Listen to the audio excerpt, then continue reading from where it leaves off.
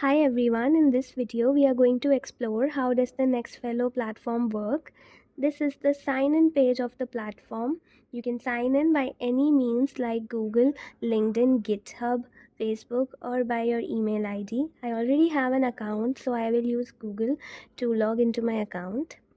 This is what the platform looks like. You can scroll down and see different posts by different people. As a contributor, you are not gonna have the right to post as soon as you make a new account. You can have that later. On the top left side, you can see the home section, explore section, leaderboard, communities. Now let's look at how can you talk to the project admins or the mentors regarding any doubts. First of all, you can easily differentiate between the project admins, mentors and contributors by looking at the colors of their banners, and also on their banners it is clearly stated whether they are project admins, mentors or your fellow contributors. Right here I have an account in front of me.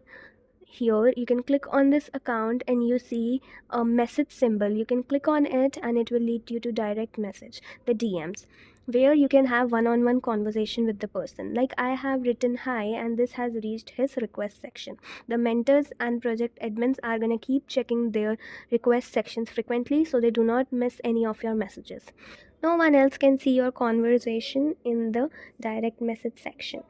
Coming to the next way by which you can talk to the project admin or the mentors is this discussion section right below the follow button. Here you can be the part of the community discussion.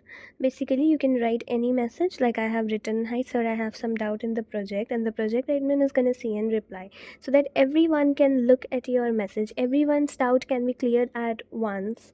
You can also check previous messages. Coming back, here is the leaderboard section. Though the leaderboard section at NexFellow here basically signifies the leaderboard of the pages in NexFellow platform only. The open source connect leaderboard will not be shown here. It will be shown on the official website of Open Source Connect Global. Then we have various type of communities and inboxes. This is your personal inbox section.